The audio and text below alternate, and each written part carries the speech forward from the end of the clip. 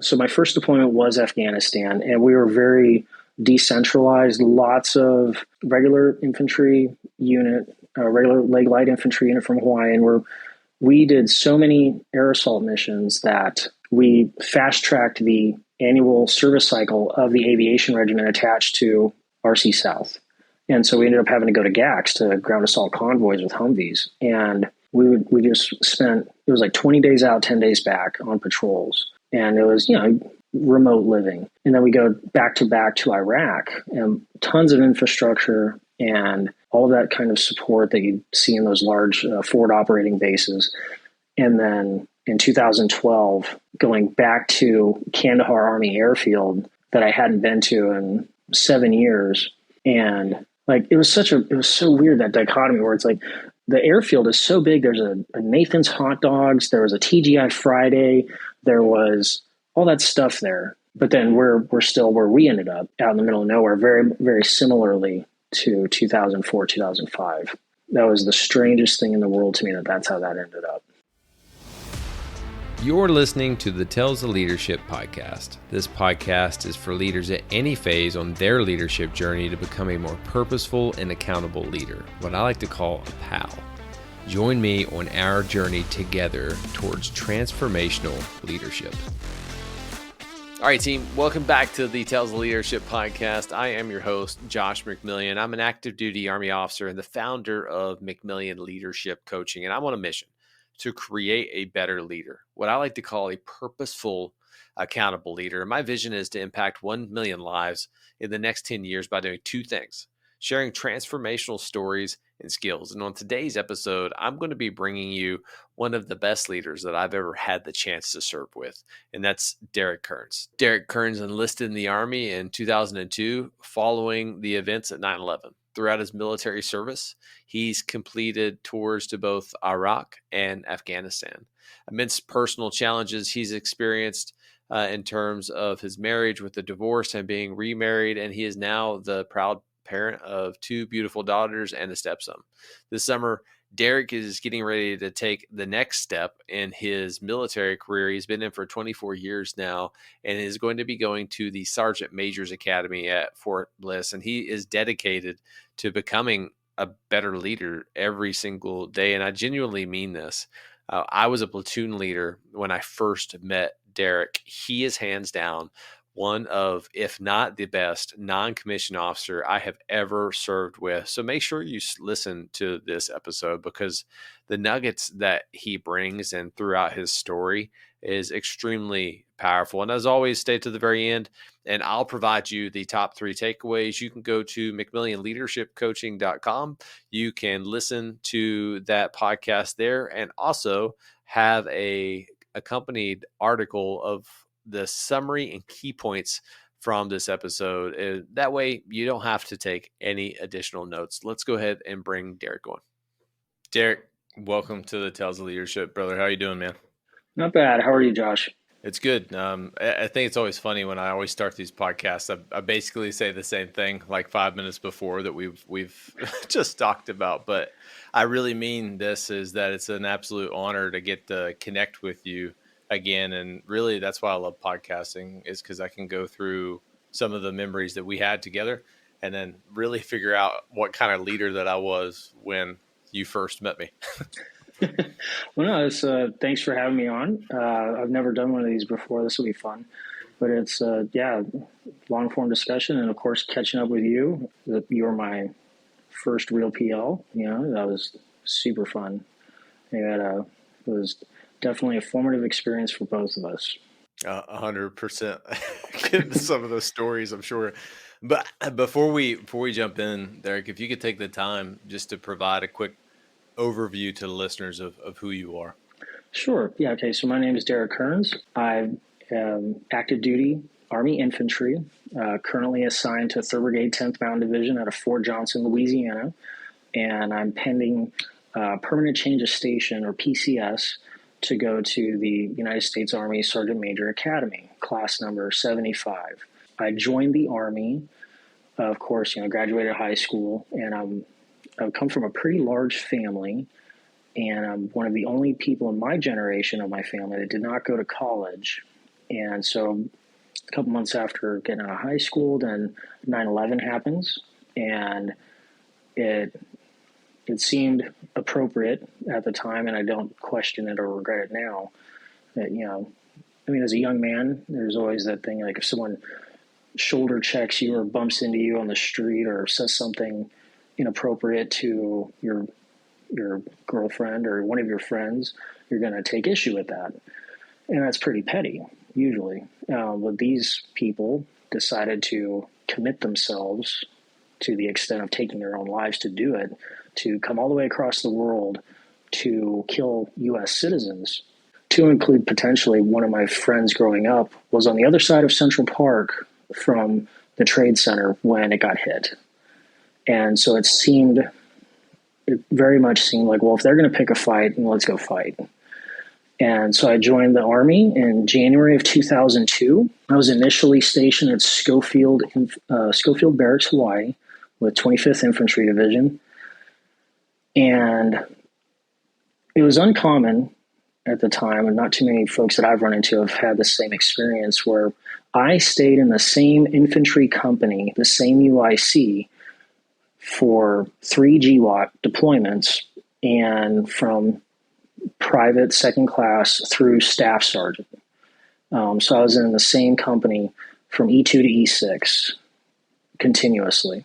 And then I went from there to Joint Base Lewis McChord and got my first taste of Stryker. And that's its own big rabbit hole right there. But I've served in leadership positions from team leader. Started, I guess, my first real glimpse at organizational level or direct level leadership was as a team leader when the actual team leaders were away on their mid-tour leave. I got a chance or an opportunity to kind of step up in Afghanistan and be the specialist in charge on patrols or in administrative silly things from time to time. And then when we got back from that deployment in 2005 is when I first started. Actually, I had my first fire team, and then I've served in leadership positions in infantry organizations from then on up to this point. So I didn't know you were in the same unit. I think you have God, don't hate me on this. Is it cacti? Cacti, that's right. Left hand high. Okay. Yeah. I didn't know you were in that same unit. Basically from private all the way to staff sergeant. I think, at least from my understanding, that's uncommon nowadays, but maybe because of the operational tempo back then, it was, I guess, relatively normal. I don't know. Yeah, it was very much for me. It was just maybe the way it worked out. It was a happy accident that whenever it was time for me to re-enlist, we were also luckily on deployment again, and bonuses were tax-free. And it was like, gosh, why wouldn't I re-enlist to stabilize in tropical paradise with the organization I love? And being in Charlie Company, Ace of Spades, 2nd Battalion, 35th Infantry Regiment, that was an absolutely amazing experience. And anybody who is blessed to be able to be in 3rd Brigade, 25th Infantry, that's a great organization in the regular Army.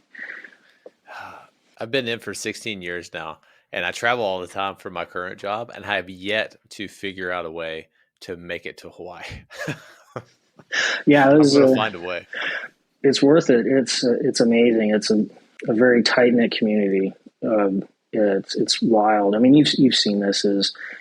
You'll go to a place, you'll be at a place, and then you'll leave and you'll transition to go to your next assignment, and then you'll meet someone new who had also at some other time been at that same place, and having that commonality is it's wild how small the Army can be. When you were in that unit and you were kind of growing up from a private to a staff sergeant, you were working through those ranks. You had 3 different deployments. Were any of those like more specifically challenging from like a rank perspective, getting ready for a deployment? Like maybe when you were more of an NCO and there was more weight on your shoulders and you had to train and get your guys ready for the mission? Yeah, it was culturally, the Army was pretty focused at that point. There was a good, strong, honest impetus that we all pretty well bought into and fed on and used, well or not, or in the healthiest of ways or not. It was, hey, you really got to learn this or someone's going to die.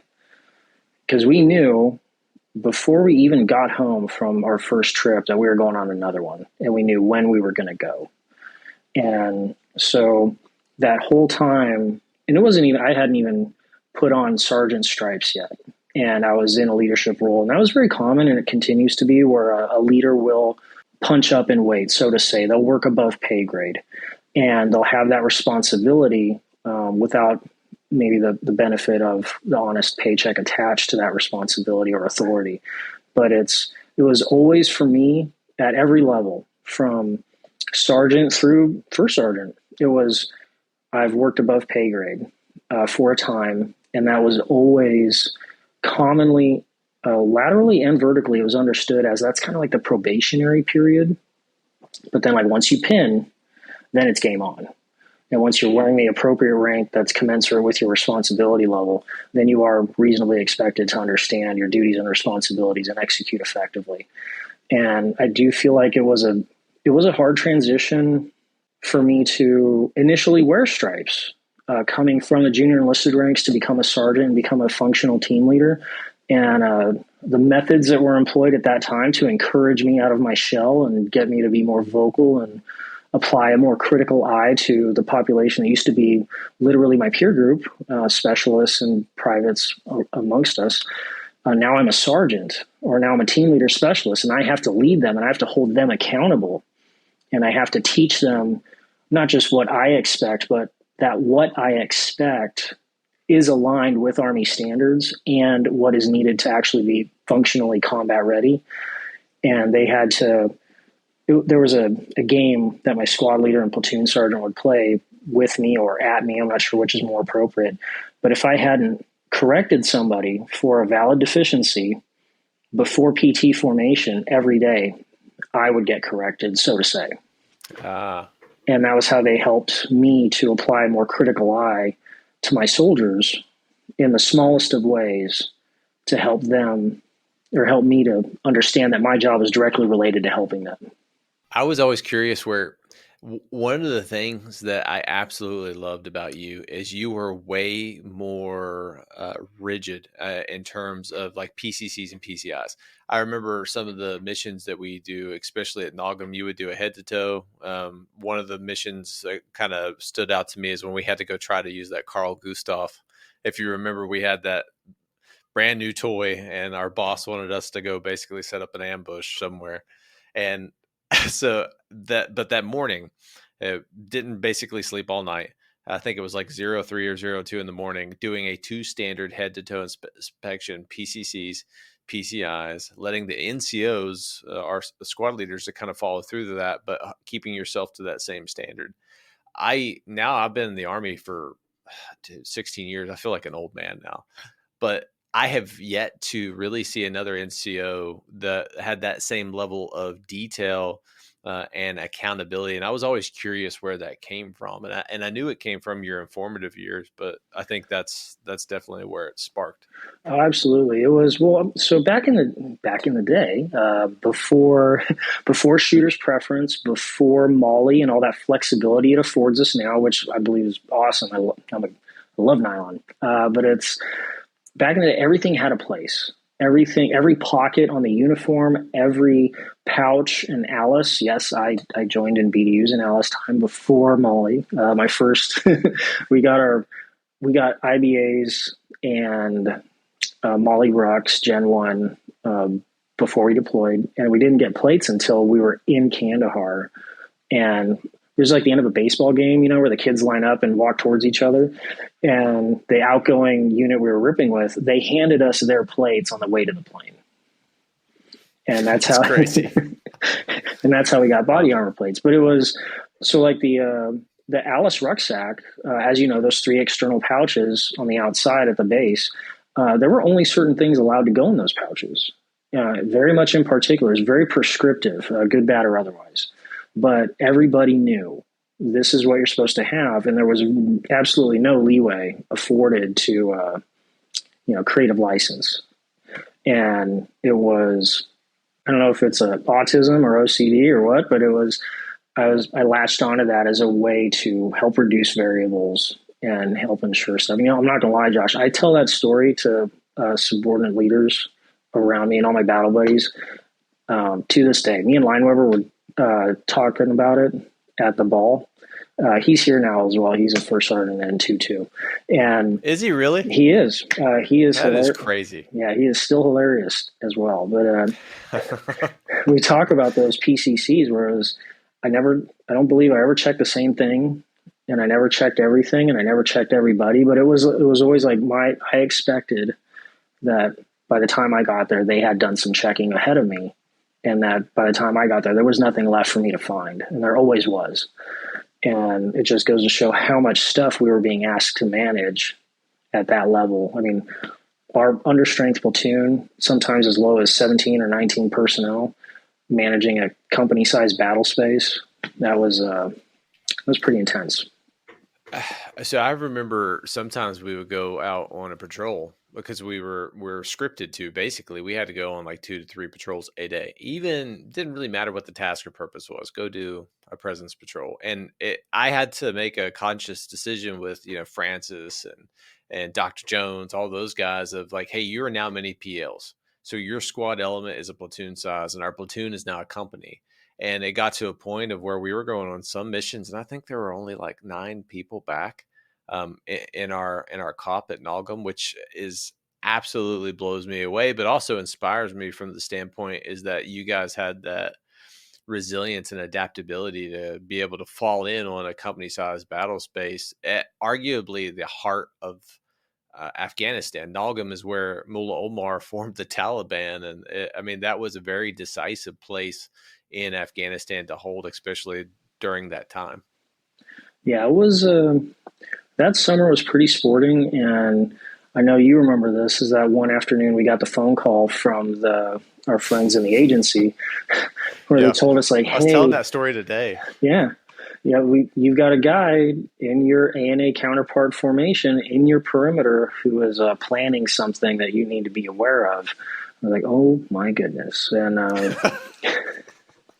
Like, yeah, it was so going from, so my first deployment was Afghanistan, and we were very decentralized, so a whole regular infantry unit, regular leg light infantry unit from Hawaii, and we did so many air assault missions that we fast tracked the annual service cycle of the aviation regiment attached to RC South. And so we ended up having to go to GACs, to ground assault convoys with Humvees. And we just spent, it was like 20 days out, 10 days back on patrols. And it was, remote living. And then we go back to Iraq, and tons of infrastructure and all that kind of support that you see in those large forward operating bases. And then in 2012, going back to Kandahar Army Airfield that I hadn't been to in 7 years, and seeing, like, it was so weird, that dichotomy where it's like the airfield is so big. There's a Nathan's Hot Dogs, there was a TGI Friday, there was all that stuff there. But then we're still where we ended up, out in the middle of nowhere, very, very similarly to 2004, 2005. That was the strangest thing in the world to me, that's how that ended up. I remember coming into Kandahar thinking, oh, well, this is going to be fun. It's not going to be that bad. And then we got on a CH-47 and we flew off, and within like 30 minutes, you do the low altitude, like map of the earth. And he did a burst with the chain gun on there. And I'm like, oh, did we just get shot? That was like the first 30 minutes in like actual country. And I was like, oh, this is going to be totally different. And then we went to where I was on brigade staff or battalion staff for the very first part. And that was the most interesting thing, at least for me, is me preparing for Afghanistan. I didn't really have a chance to prepare for any of those positions. I came straight out of Ranger School.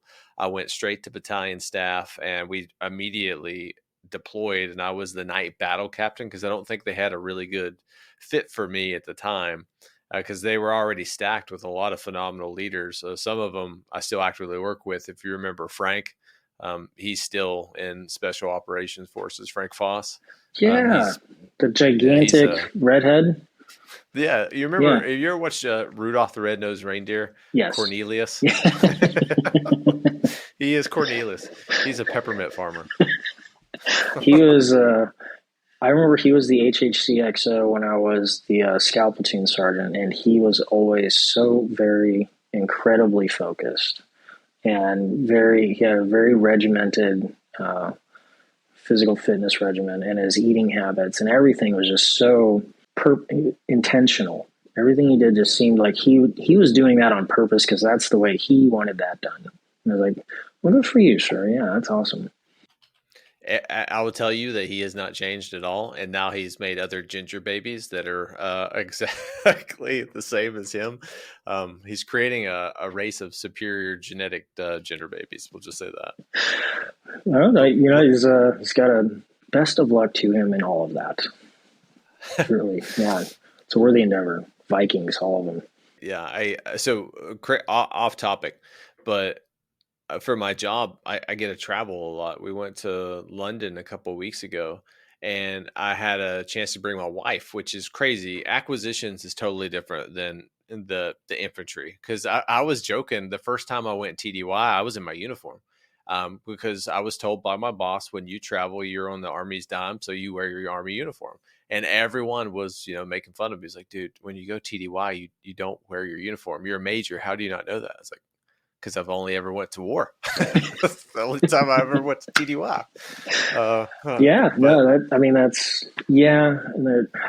I'm sure it's a different culture, but it sounds like a hoot. It sounds like a lot of fun to be over there. It's a blast. And we went to London. I got to go to Glasgow and Edinburgh, and I took like a Scotland tour. Right. And I found out that I have a surname in Scotland, and there is a Macmillan Castle. So what I'm thinking about doing when I retire one day is to go get my family crest guide on flag made and go take the castle as my birthright and just claim it. See how long it takes Western shores of Scotland. See how long it takes him to notice, like, what the heck is going on over there? Like, oh, who's that guy? Who put the drawbridge up? Yeah, how's that? What is going on? Yeah, that'll be awesome. When you were going from the light infantry over to mechanized, I'm curious, like that culture shift. What was it like coming in a Stryker organization? Right. Yeah. Coming over to Stryker from light. I'm not going to lie. I had a lot of concerns and apprehension. And I was born out of ignorance. It was transitioning into Stryker. I think one of the biggest cultural shifts I saw or experienced was that, like, say, because I'm just a hothead staff sergeant at the time, and me being me, I'm maybe more direct than is useful at times, or whatever that is. And I can't even count if I tried. I do remember several different instances where I was politely and kindly pulled aside by somebody and told, we don't do that here. Because I was I was addressing an issue that I saw in front of me, and I was just addressing it. I was smoking somebody, and or I was chewing someone out, or I was dressing someone down, or I was reading someone the riot act, and we don't do that apparently. I remember it was during the train up. Right, we were at NTC, and it was with my platoon sergeant at the time was Sergeant Anderson, right, Papa A, and had Lieutenant Highland, and he's an awesome he was guy. The mortar platoon leader, right? Yes. After Mackey? Yes. Yep. Okay. Yeah, he's awesome. But at the time, probably stress, or me just being me, he was doing it. He was acting in good faith, and he was being a good young officer and all that stuff. And I'm just me. And I told him, I was like, he got done trying to tell us how to do things or whatever it was. And I was like, sir, you can tell me the when, the where, the what, the who. You can tell me all kinds of stuff, sir, but the how, that's my lane. I was like, don't tell me how to run my squad. I was like, you don't have to tell me to do rehearsals. You don't have to tell me to do inspections. You don't have to tell me to do those things. I'm going to do those things. It's like, you tell me where to be and when and what we're going to do. If you feel like it, I'll be ready, and so will all of my soldiers. And then he just kind of nodded and walked off. And then I went and I was eating in my striker because I didn't want to be in that stupid tent in Aruba. And I went and I was eating with my VC, and he poked his head in the back of the striker, and he started to say it. He was going to do the, hey, make sure you guys do rehearsals before we move out tonight. And I stopped. I had my MRE in my hand like this, and I looked at him, and I was like, sir, we just talked about this. And he's like, sir, we'll be doing rehearsals at 1900 or at, just on the far end of EENT. Okay. If you want to come see rehearsals, we'll be doing those at the far end of EENT to make sure their nods and lasers and everything works. If you want to come see. He's like, okay. But I mean, it was just, and that was just me at that time being honestly more fiery than was probably useful. But yeah, I mean, I was a hothead. I never, so that's the one thing that I absolutely loved about you, especially when I was a brand new platoon leader. So the first time I met you was at Rod's Memorial. That was the first interaction of the entire platoon. I didn't really know where I was going. That day, if I remember right, Colonel Harkins at the time was like, hey, that's going to be the platoon that you take over. So my first interaction was at that memorial. And I remember going into that job of having a very like selfish mentality. And I tell this story all the time of like, hey, I wanted to go be a regimental platoon leader. So I wanted to go to war and I wanted to get into many firefights as possible. But at that moment, like that, there was like a switch inside of me of like, hey, I need to be the leader that this platoon needs, I guess, if that makes sense. So I shifted my mindset almost 110, and you were perfect in terms of like clearly communicating always when I was getting outside the limits. So story, when I may or may not have went to go take a shower in a well, right where we got into a very large ambush a couple days before, you tactily told me, hey, sir, this is a bad idea. You will die.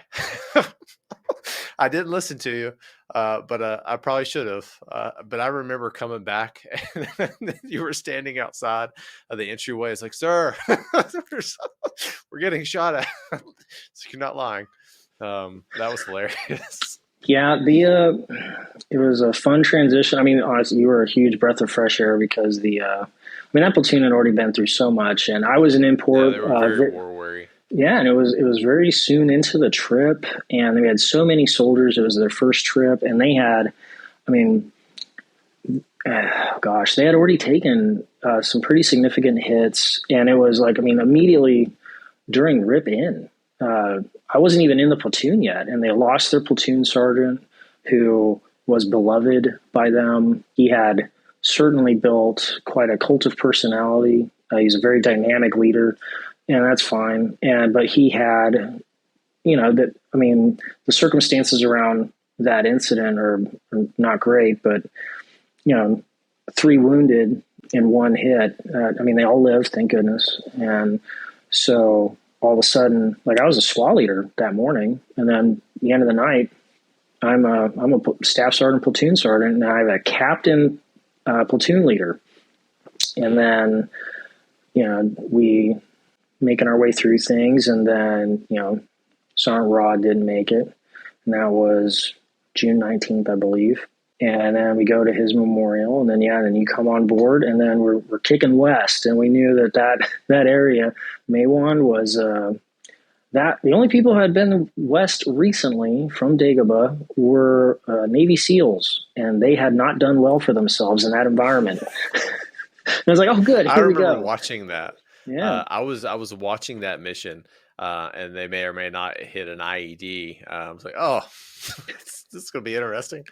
Yeah. So I remember that transition in for you, and I was so worried for you, and I was worried for everybody, and it was because there's only ever 1 6. There's only ever 1 6 on the net, and I was learning very quickly that no matter how good I thought I was or how good I might have been, usually when someone's calling us, they're not calling for anybody but you. And the hardest thing in the world was to get you to take your radio and your RTO with you. Because you just take off. I was a peacock, man. Yeah, I just go.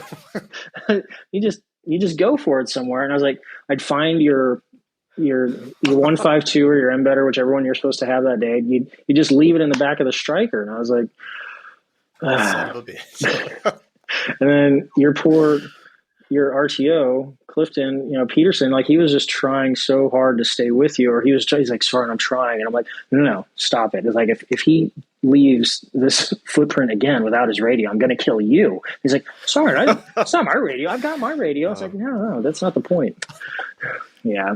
All right. I remember it was Sergeant Major Biggs called all of the platoon sergeants from across the battalion battle space back to AZ.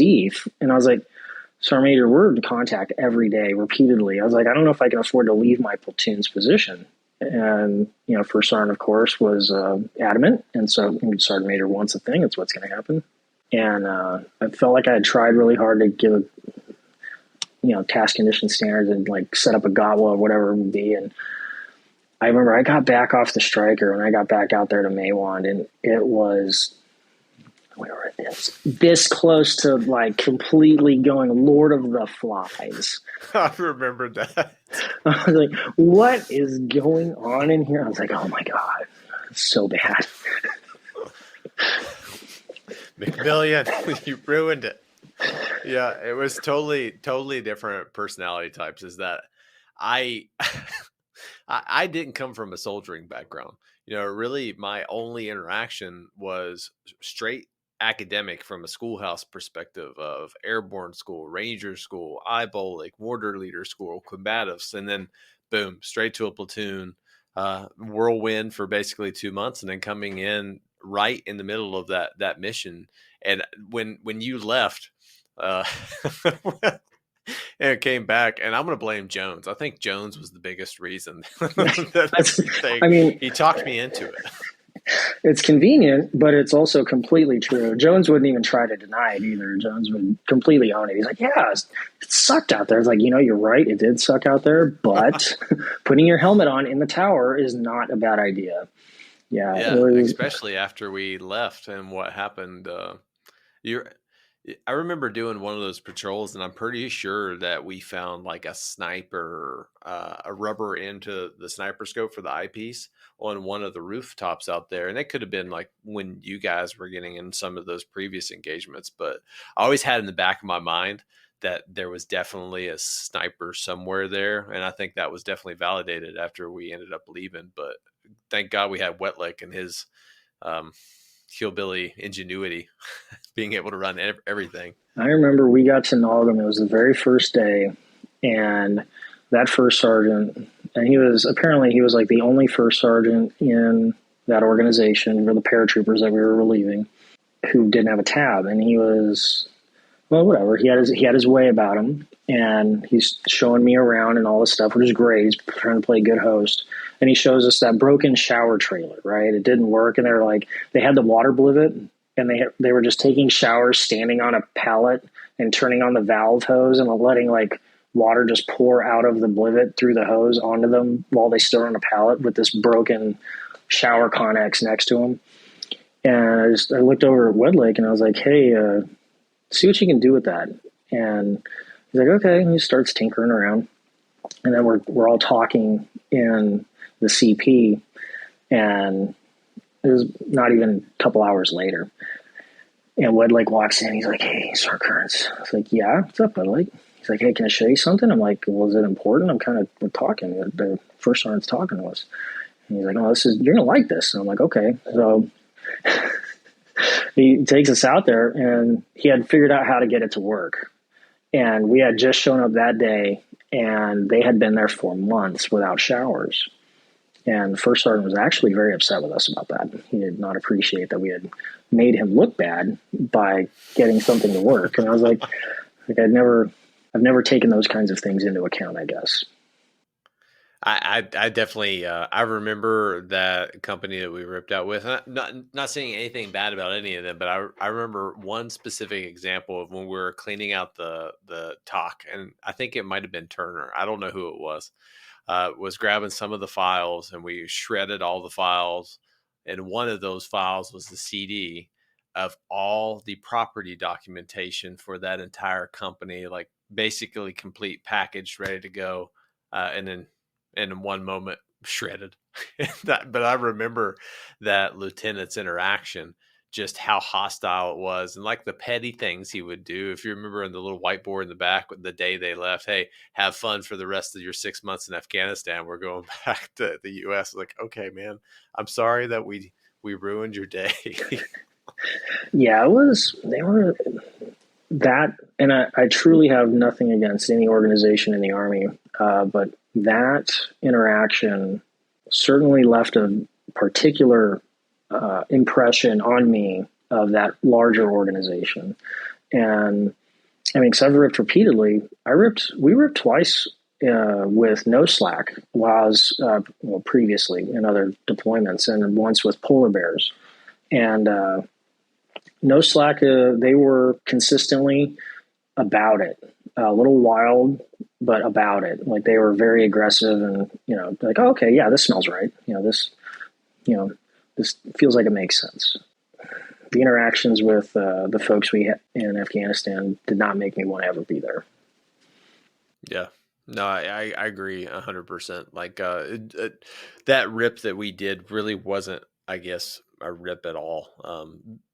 It was interesting because we had to basically completely reinvent all of that to include the relationships. And there was several times, you already mentioned one, where basically that we got a call from the agency for the green on blue threat. But if you remember, I was going out to do a property book inspection in some of those cops or outposts that we had, and I had to check serial numbers for generators. The one day that I did not bring a linguist with me was the one day that they thought I was going out there to steal their generator. And I'll never forget, like, they had a line. They were all outside, and I come, walking out of the striker, like from a little clipboard, and they think I'm going to take it, and they have all their guns drawn at me. and I can't remember who it was on the radio. It's like, sir, we have all our guns pointed at them. So then all of our strikers pointed at them, and I'm like, oh my God, this is not going to end well. But I was able to figure out a way to get that to go away, and then bring the linguist out. Like, dude, all I need is the serial number. I'm not taking away your generator, I promise. But that was interesting. Yeah, it was strange how something which would seem rhythmic or very normal had taken on a whole new life because of the preceding unit's focus having been in other areas. The work it gave us to do was pretty significant. I mean, just the fact that, Wed Lake, again, like as an example, like local inside the perimeter, they were, like, say they had a freezer trailer. They had a way to refrigerate and preserve food, so they didn't have to eat those, MREs or MRAs. They could actually cook, and they had a kitchen unit and everything, and then they didn't even know what they had. Like, we were finding steak, and we're finding all this food, and it was like they had dry goods, they had seasonings, they had all these things that they could have been utilizing to help improve their soldiers' lives, or just give them a small taste of humanity. And it just wasn't being put to use. And it was like, wow, you guys have lived like this the whole time on purpose? It's like, wow, that's wild. I vividly remember that. Like, when we moved to Nogum, the quality of life just dramatically improved for everyone, to include like the food that we had. We basically had like our own little mini DFAC. We were getting pretty big logistics pushes. And if you remember, I don't know if you remember this or not, I called them fatty cakes. I may or may not have given our guys the fatty cakes, and I gave them to our Afghan partners. So like, oh, hey guys, here's all your muffins and cookies and cakes. And we would always, hey, why are we only getting protein and like vegetables? Like, I don't know. We're just not getting fatty cakes, man. I'm sorry. It was I remember we made one of those rare trips, because I really did not enjoy being in the vicinity of the company headquarters, variety of reasons. But one of the rare trips I did go up there to the company CP, I got a peek inside the company freezer truck, and I just immediately lost my mind and just had the squad leaders just take anything out of there you want, because obviously they don't care what's in there, because it was just thrown in. It was like looking inside a young child's dirty closet. Like as soon as the freezer door opened, the stuff was spilling out, and there was no organizational system in place at all. And it's not just that it wasn't organized, and that hurt my OCD feelings about it. It was that like they had things that, even though refrigerated, would still go bad. Like they had lobster in there, they had steak in there, they had crab legs, they had all of these things that a soldier would love to eat on a deployment, but instead it was just all in piles. And it was like, you don't even know what you have. There's no way you have an understanding of what you have on hand. Like you don't know your DOS, you don't know like how much you have available, for this UIC or any other. Like you don't even have a distro plan or anything. It's like, okay, we're just going to take whatever we want, and you're stuck with the rest because you're obviously not concerned about what you have. And it was wild. Team, let's take a quick break from this episode, and I want to share an additional leadership resource with you, and that is one-on-one leadership coaching through McMillian Leadership Coaching. So what do? I help leaders discover their purpose, create a long-term growth plan, and take inspired action. I believe everything rises and falls on leadership, and regardless of where you are in life, one fact is true. You are a leader of others, you are a leader of your family, and most importantly, you are a leader of yourself. To lead others well, that starts by leading yourself well. If you want to learn more, you can go to McMillionLeadershipCoaching.com and schedule a free call today. Back to the episode. That's one of the biggest traits that I took away from your leadership style, was that attention to detail. And I still carry it to today. Like with some of the programs, if you were to ask me how much money something is, or how long the contract is that we're doing it with, who's the vendor, like just all of those things, I have it very structured in my mind because I keep detailed notes. I have systems in place. Those systems are repeatable. They're scalable to different jobs. I'm sure you, as a non-commissioned officer, you probably use some of the same trackers that you used as a first sergeant, now as a sergeant major, as you're growing. You're not necessarily reinventing the wheel, but that little bit attention to detail can save you so much work, and it can also improve the organization, because just applying a little bit of thought and brain power can dramatically improve the entire organization for everyone. Absolutely. And it's, yes, it very much.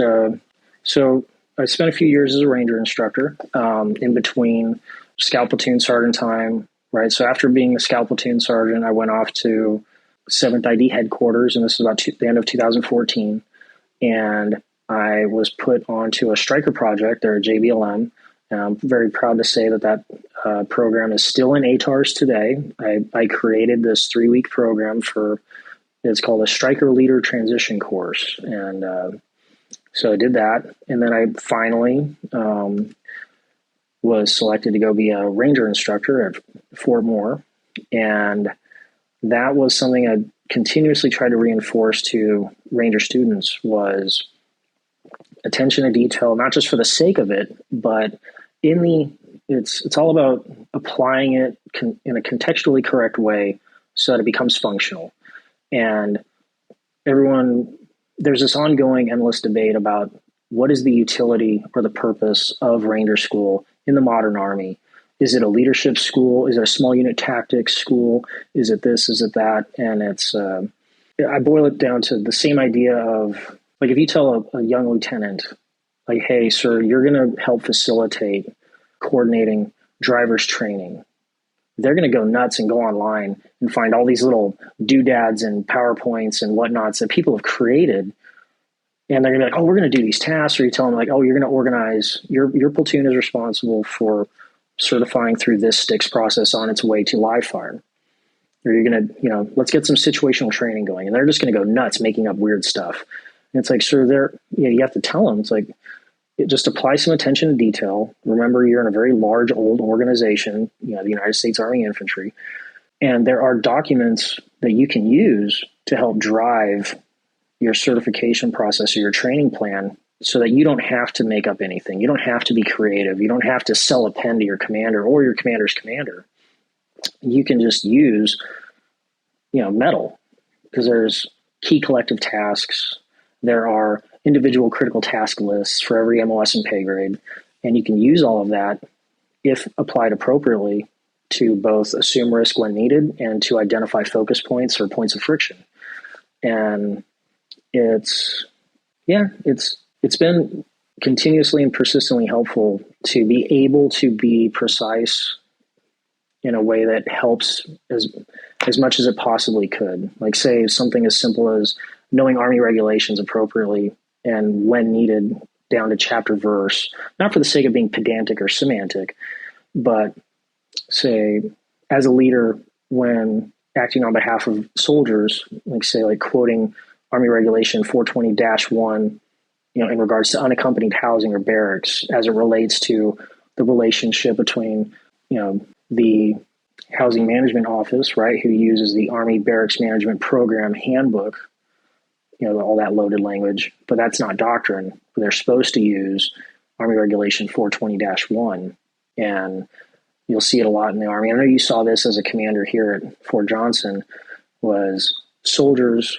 who are unintentionally double booked in a room in the barracks, right? But there's guidance in that regulation that says soldiers who share a room are supposed to have minimum square footage requirements for private space and communal space.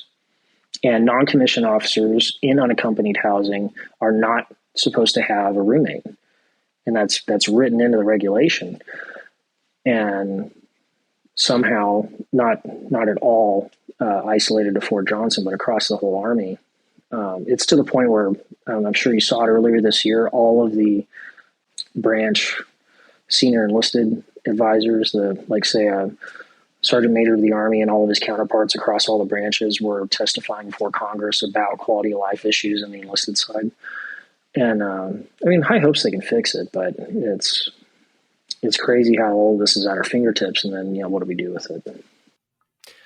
That's an excellent point. I think it goes back to like one of your strengths is your attention to detail and your understanding of regulations and policies, and not from, like what you just said, not from a standpoint of trying to make someone look less intelligent, but understanding regulations and policies make you dangerous.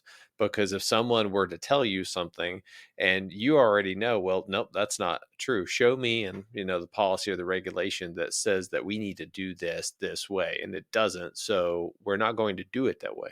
And it allows you to make better informed decisions. At the end of the day, doing what a leader does, and it's just taking care of the sons and daughters who wear this uniform.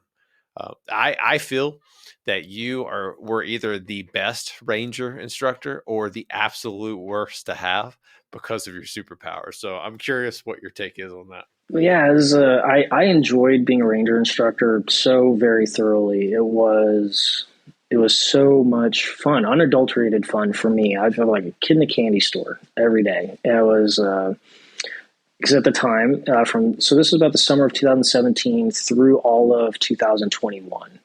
And so I reported to 4th RTB as a KD, or now CD complete, Sergeant First Class. And so I was among the older of the population as an instructor. 4th Ranger Training Battalion at the time was conducting training at the squad level. They had not yet transitioned to what the current model is, which is platoon operations throughout the curriculum. Interesting. It was squad when I went through. Right. So squad ops at Darby was normal for me as well. And having 13, 14 on the low end to 18 is the ideal max for a Ranger squad in Darby phase. And having them for a 24-hour period, that was the most fun. But it was an opportunity to see growth in motion, because you would see these same students for 3 continuous weeks, pretty much, all the way from RAP week, all the way through patrol cycle. And you could see them either come together or tear themselves apart. And I got to participate in the front end of patrols. You give classes. So the progression is a classroom period of instruction. and then a ungraded practical exercise led by a certified ranger instructor, and then a student-led patrol graded by a ranger instructor evaluating ranger students on execution of leadership tasks in a tactical environment. And so at the end of the phase, the students write critiques before they go to mountains, the end of phase critiques. And there are things in there where it's a very fill in the blank kind of a one-page sheet. And they ask, there are questions like, are there any ranger instructors who stood out to you? Or are there any periods of instruction that need to be changed or improved, or things like that? When I did come up, it would tend to be that I would give, Sergeant First Class Kearns gives excellent classes, but then Sergeant First Class Kearns is horrible to have when you're being graded because he's very thorough when he grades as well. But it was, I don't know. There's a standard. Yeah, and the standard is standard. Very impartial, and it was, I would tell him all the time, it's like at Darby phase, I would tell him, I'm not certifying you as a ranger. I'm certifying to my counterparts at mountain phase and Florida phase that if I was your platoon sergeant and you were one of my squad leaders leading one of my squads on a combat patrol, I wouldn't want to kill you. I could deal with you and develop you if I needed to, but like, you are a leader who is making sound decisions under duress. And it was a really awesome experience with a really great population there. I don't know, easily not all, of course, not all, but some really excellent non-commissioned officers and commissioned officer leaders. It was a good time. I always kind of regret that now, transitioning to acquisitions. I can never go back into any of those roles. And the one thing that I missed most out of anything is just spending time with soldiers. That is the one thing that I wish I could find more time of, because stuff that I'm doing now is extremely impactful, but being able to give back, especially time and mentorship to young soldiers, is the one thing that I wish I could find more time or a way to do 100%. So I would have loved to have been an RI, but unfortunately I can never go back to do that. So it's certainly one of the only reasons I'm still in, if not the only. You say you're at 16 years. I'm at 22. I'm exceptionally old. You need to stay in though. I would tell you that the Army needs more leaders like you. If I had my way, you would be the sergeant major of the Army. So I just kind of keep putting it where I've never sought a job or a promotion. I just kind of keep doing whatever job I have until someone comes along and tells me I have another job. And luckily the trend has been upward. So I was actually slated to leave 4th RTB at the end of 2019. And I'm sure you remember First Sergeant Hare, right? So he's now Sergeant Major Hare, and he was the incoming command sergeant major for 4th RTB at that time. And he remembered me, and he asked, he's like, do you want to stay? And you'll be the HHC first sergeant. And I said, well, yeah, sure, that'd be great. Thank you, Sergeant Major. And then, so that finally all came to a close, and I come over here to Fort Johnson, and then Sergeant Major Siglock. So he was first Sergeant Siglock with us on that trip, and so he's here now as the brigade command sergeant major, and he. It was an ambush. Like we all gravitated to the same duty station. Yeah, it was, and it's been great. He's awesome to work for. I learned so much from him. But it was, I went to work in Alpha Company 2-2, just like it was a normal day. It was after PT. I'm in my office, and then the battalion sergeant major just comes in, beelines into my office, and closes the door on me. And I was, I messed something up. Did someone die? Was someone in jail? Like, what happened? Because he would, Sergeant Major Absher would you'd come in and everything's fine, But he closed the door right away, and he's like, Kearns, sit down. I'm like, oh my God. He's like, Sergeant Major, is everything all right? And he's like, Kearns, sit down, be quiet. I'm like, okay. And he's like, you're not fired, but you're leaving. And I was like, it sounds like I just got fired, Sergeant Major. And he's like, no, you're not fired, but you do need to go right now, and you need to go to brigade headquarters and meet your new counterpart. You start tomorrow. I was like, what? He's like, Sergeant Major, I'm pretty sure I just got fired. And he's like, no, Kearns, shut up. You didn't get fired. You got a promotion. And I was like, and it took me a few months to understand. And we were so close. Like, we were this close to going to the box. Like, done the whole train up cycle. And it was about 2 weeks out from the JRTC rotation for the brigade. And I had been with this company all the way through the progression of the training cycle. And all of a sudden, I'm now leading the brigade headquarters company. And I felt terrible for my counterpart at brigade, Captain Marilyn Ponder. She's awesome. She's up in Alaska now. But I was her fourth first sergeant in her one command at the brigade headquarters company. And, oh, wow. And she had to try to keep that all together by herself. Were they not that? So when I was in there, that was definitely a coveted position, because I was a HHC commander in 2-2. So I started off Alpha Company, Wolf Pack, and then took over Hawk Company. But the HHC Brigade was always the most challenging company command position, but also one of the most rewarding from a career perspective. Is that when you got that, you were number one. Yes, that is. I'd say that assessment is still in place. Yes. So Sergeant Major Sigelak's lens on it is the last three of the last four first sergeants who have been the HHC Brigade first sergeant have gone immediately to the academy. Ah, okay. And so it's like I'm going to be signing my evaluation from headquarters company like this week, and it's so the Army saw me slotted in that position before the board closed out and published OML numbers for the academy while I was there, but I still don't have in my IPERMS evaluation for being that HHC Brigade first sergeant. It's just being there, being slotted in that bracket. I got to ask you, when you were the Alpha Company commander, were the doors still black and were there wolf logos painted on them? They are. So it's all still that way. It is still the Wolf Pack, and headquarters company is still Hawk Company. We added a quote from Death is Coming.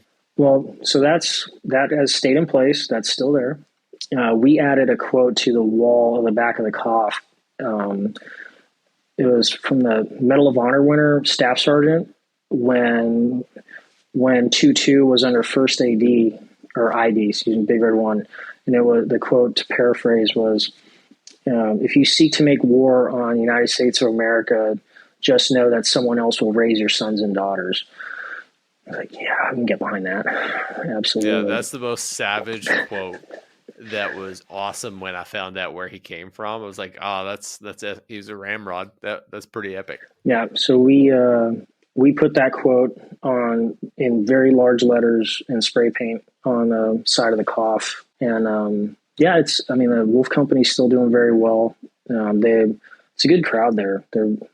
I contend the limiting factor for 3rd Brigade, 10th Mountain Division is certainly not the people or the leaders in the organization. It is the geographic dislocation from their higher headquarters and that infrastructure and support that comes with being co-located with your 2-star. But I contend it's a good crowd. Yeah, that was always a struggle being in 310, is that you had two daddies, if that made sense.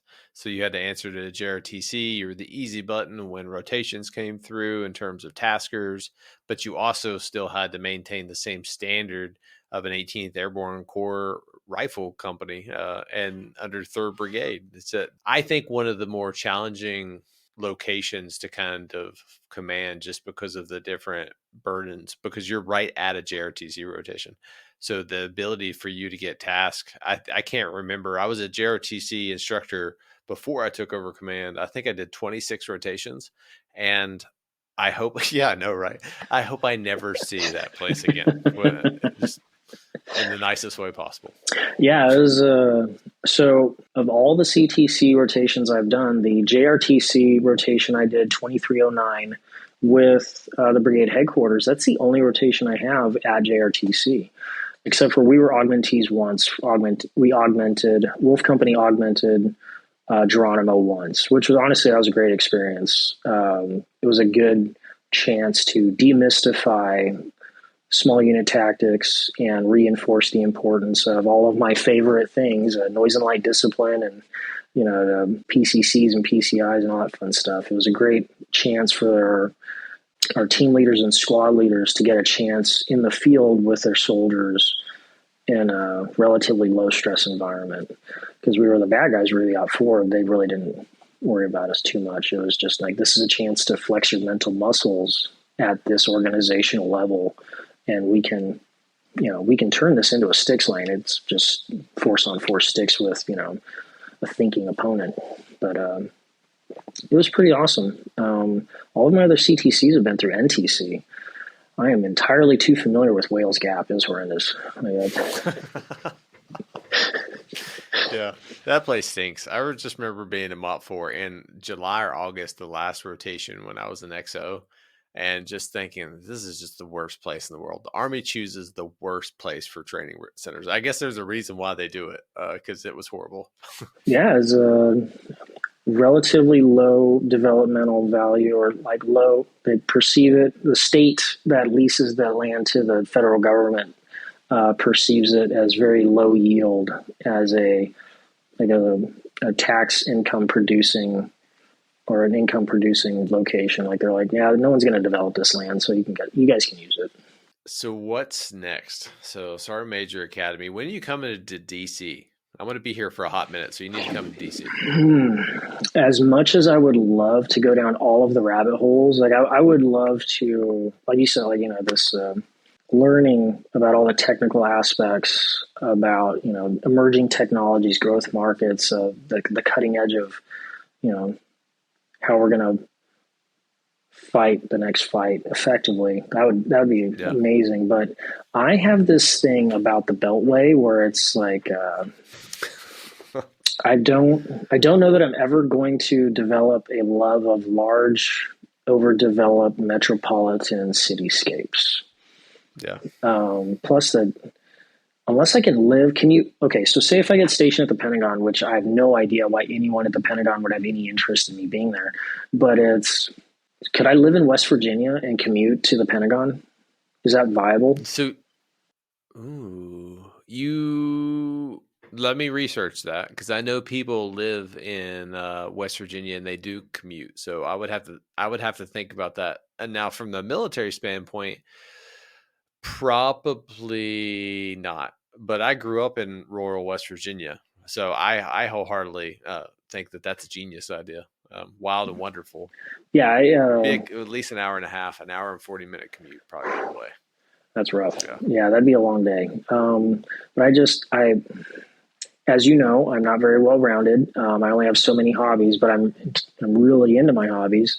I am unwilling to part ways with my hobbies, so to say, in order to get stationed at a certain place or another. So I'll tell you this, DC, if you haven't lived here, it's kind of the metro really helps it out.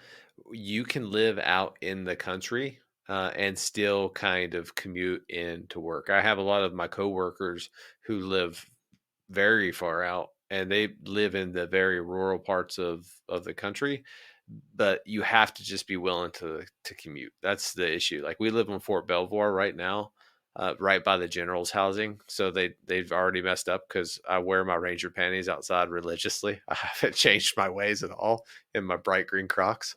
But yeah, it's very close. But I agree with you, man. I miss Fort Johnson. It used to be Fort Polk. I miss that small town kind of feel. It was definitely nice to raise the kids in the season of life they were in. I miss that like small town feel, and you don't get that with where we're at now. Yeah, it's got its charms. I mean, there's certainly downsides, but I mean, it's because you see it all the time. Someone's like, oh, I'm headed to Fort Johnson soon. What, they're always asking for the bad news, right? If like someone reaches out, or like say in sponsorship, first sergeant, no, I'm headed that way soon. I have a small family, this, that, or the other. What can you tell me about it? And they're always asking for the bad news. They're asking for the diagnosis of cancer in advance. And it's like, there are negatives, but I remember being stationed at Schofield, and there were people that would complain about being in Hawaii. And it blows my mind. Yeah, I perceive that it's a mindset issue where if you look for the negative, you're going to find it, no matter where you're at. If you look for the positive, you'll find that. There's always going to be something positive. It's just what are you even looking for to begin with? I love that. I think you're spot on, brother. Is that if we're trying to buy like a Toyota Tacoma, whenever we go out, we'll subconsciously pick up on all the Toyota Tacomas everywhere around us. Like, man, there's a lot of those. And the same as if you come into an organization, regardless if it's in the military or professional organization, the civilian side, with a negative outlook, thinking that this is going to be bad and that you're already looking for the negatives, you're going to have a miserable time. And me and my wife totally did the opposite of that. You're going to hate me. I turned down going to Hawaii after my OCT time to stay and extend at Fort Johnson because the command queue was so small. I could have basically went right into a command. So I turned down PCS into Hawaii, which could have been like maybe my only time in life. But I saw the positives. Right. And I mean, wow, PCS from Fort Johnson all the way to Hawaii, that's a considerable endeavor. Plus, yeah, I mean, it's a big shift. It's a big move for a family for sure. And that thing about the short command queue, that's totally still real. So I've had 7 total commanders as a first sergeant, and yeah, so 3 at 4th RTB, 2 in 2-2, and 2 at brigade headquarters. And both my counterparts at 2-2 were straight out of the pipeline. They were straight out of Triple C. They had PCS'd, and they had been told in advance, hey, there's potentially a pretty short queue. But right now it looks like you're going to spend a little bit of time in staff at the battalion or brigade level, just developing or doing what's needed. And all of a sudden, instead of spending that time, at that staff position, all of a sudden, like, they get that midnight phone call, "Hey, be here tomorrow morning for an interview with your new raider."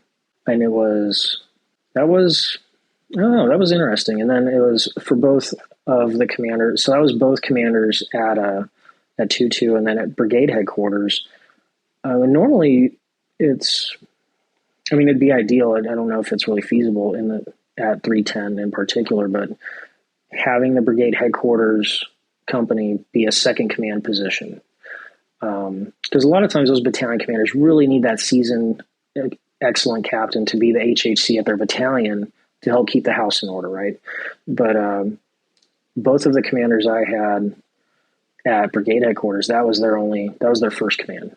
And so, yeah, that was its own special fun challenge, was adapting to each new counterpart and then learning them and allowing them to learn me and so on, and just trying to become as functional a team as possible.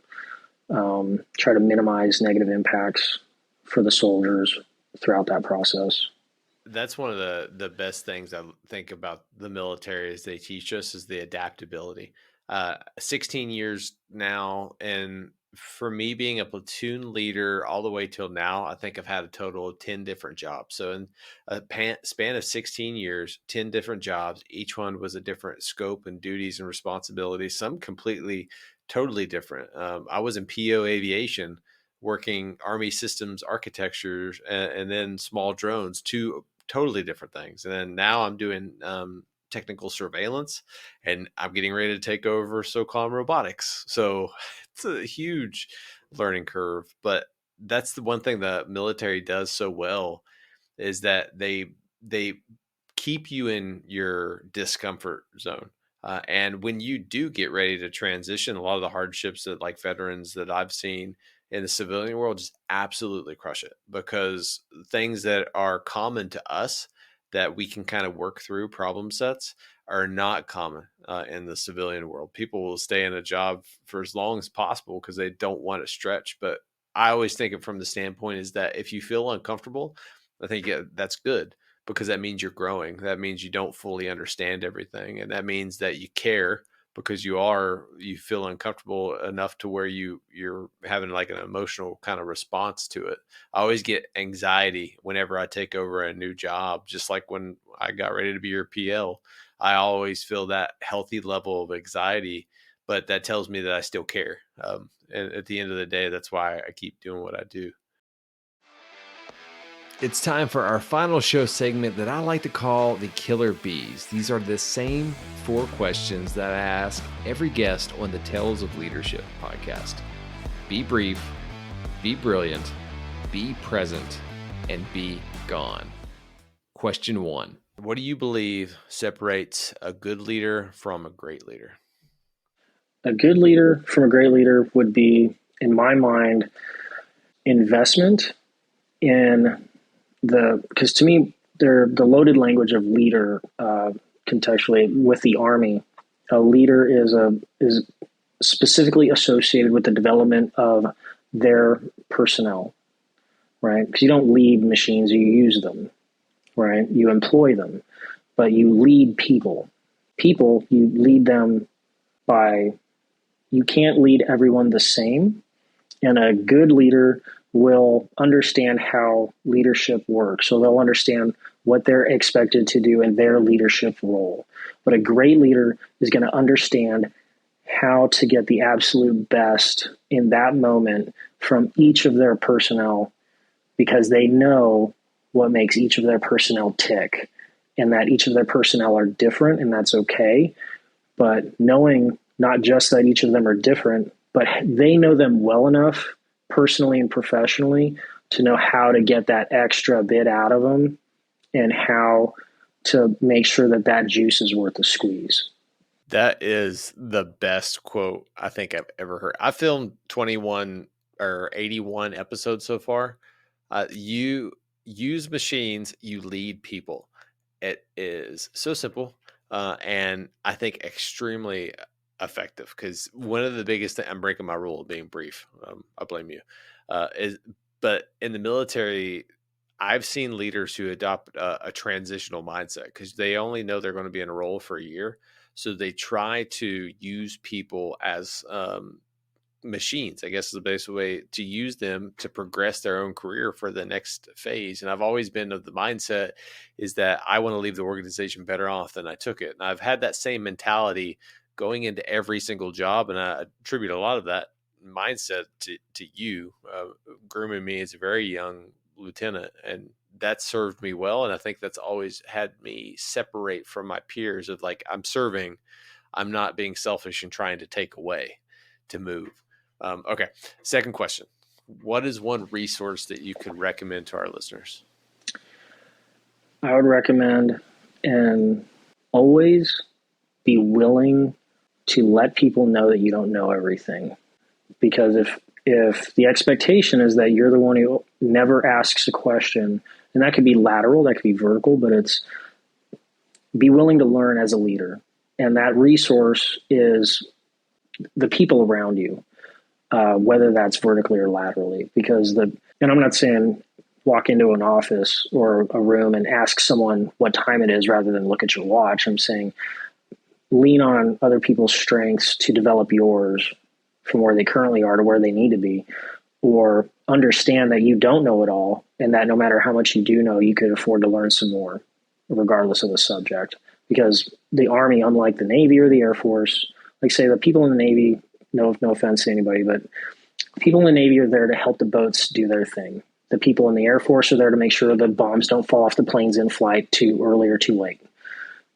The Army is made up of its people, and we are unique in that regard. So the resources, the people around you, because it's not a .com or a .mil or a website. I mean, those are out there, but Army pubs, I'd say, is the cheap answer.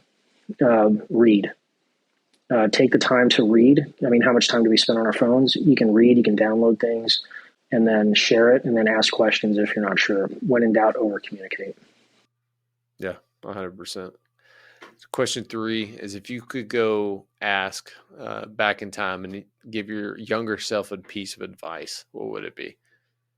I would say to myself, to my younger self, gosh, if I could go back and tell him one thing, it would be probably to not be scared of college, because not just, for the times we live in, because apparently that's something that, is going to be addressed in one way or another in the next, spending resolution or whatever they do. But it's also that I have taken some college classes, and I was immensely disappointed in the experience, that it was so underwhelming and so easy and so trivial. And I was like, wow, people pay so much money for this. This is ridiculous. And I wish I would have just gotten it done sooner. And at this point in my life, I'm 42 years old. I've been in the Army for more than half of my natural life, and I'm having to face down the dragon of not having an undergraduate degree. And I need to address that. And so I'm going to have to commit myself to, completing the curriculum of the NCOES, the Sergeant Major's Academy, and also get my undergrad degree at the same time, because I didn't choose to do it sooner. And so I would say, if there's one thing I could say is, I'd say, Derik, go to college and just get it done. I love it. Last question. If anyone wants to reach out to you because of this podcast, something that they heard, what would be the best way to do that? And is there any way that someone could add value to any of your missions that you're currently on right now? People can reach out to me. I'm on Facebook. I don't use monikers or strange names or whatever that would be titles. It's Derik Kearns. Luckily, if you look me up on Global, there's only one of me. There's no numerals or anything with my name. So my parents were super awesome and spelled my name strangely, but just as it appears is how it's spelled. So Derik.a.kearns.mil, that's me. And if anybody is going to be in the Bliss area for the next 14 to 16 months, that's where I'm going to be soon. By all means, please reach out. Or if anyone has anything they want to hit me up about, they can feel free to do so at their convenience. Derik, brother, it's been an absolute honor and a privilege, and I can't wait for you to get stationed to DC next. If I get to see you in person sooner than later, I'd love it. If you guys are ever anywhere near, I'm more than willing to take a road trip to come see you. Thank you for inviting me on. This is unexpectedly fun, not just to get to talk to you, but to do a podcast. But yeah, it was, of course, first one. Yeah, it was great to see you. Thank you. Yeah, appreciate it. Yeah, brother. Have a good night. All right, team, that was our episode with Derik. And now I think you're going to get a small taste of some of the mentorship I had when I was a brand new platoon leader. Derik is a phenomenal leader. The only reason that I am who I am today is a lot of the lessons that I had the honor and the privilege to learn from Derik. And we didn't even get into half of the questions and a lot of the stories I wanted to get into. And that's because I try to stick to an hour. So this is more consumable. But I could totally do another episode with Derik. And I might do that in the future because he's a leader that you guys need to understand from a standpoint if you want to truly become a better leader. So what are the top 3 takeaways? The first one that I wrote down is punch above your weight. And in the Army, that is a very normal thing to do, especially in the non-commissioned corps, is that you are put into a position without actually getting that rank or title to learn that position. And then when you finally take it on and you get that rank, it's game on, like Derik said. And I think that's one of the most important things. When you are starting a leadership role, always shoot for the next level up.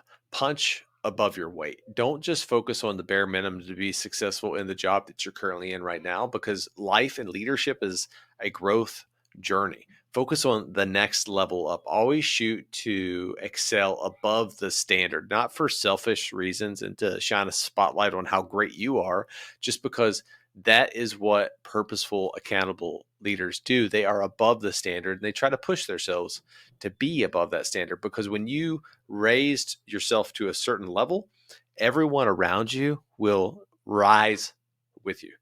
The second key takeaway that I have is grade to the standard.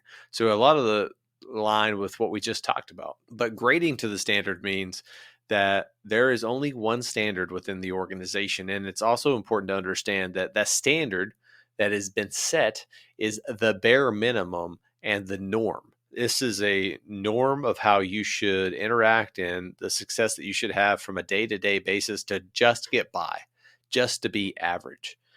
You need to go above that, like I just talked about before, but make sure that you're always holding people to the standard. One thing that I see in leadership too often is people avoiding hard conversations. And you cannot afford to do that in leadership, because when you avoid hard conversations, you just set a new standard, because I guarantee you there's somebody watching. You always have to choose the hard right over the easy wrong. And the final key takeaway that I got is a quote. And I think it's beautiful because it's simple and it's effective. You use machines, you lead people. The Army does an amazing job on leading people because people are the system. The soldier is a system of systems. At the core of everything that we wear, our body armor, our nods, the tanks we drive, the guns that we use, everything originates from the user. The user is the system. But more importantly, the culture within the Army is focused on people first and mission always. People. People is what we do. It's why when we go to war, one casualty is too many. We always try to bring everyone back. And if you can switch your brain to understand that we use machines, this microphone that I'm recording this on, the headphones that I have it on right now, the camera that is staring back at me, these are all machines to use with a purpose.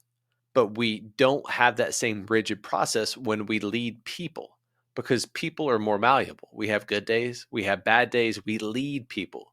Lead them means being a shepherd, guiding them, mentoring them along the journey. And Derik dropped amazing nugget. And I love that quote. You use machines, you lead people. All right, team, do me a favor. You can go to McMillionLeadershipCoaching.com. You can click on the leadership tab. You can look at all the additional resources that I have for you guys, which is 100% free, to include a blog article that encompasses all the key talking points that I just completed with Derik. So you don't have to take any notes, and I do it 100% free. Make sure you share this podcast with someone who is just starting out on their leadership journey, and make sure that you rate or subscribe to my podcast on whatever platform you listen. And as always, team, I'm your host, Josh McMillion, saying every day is a gift. Don't waste yours. I'll see you next time.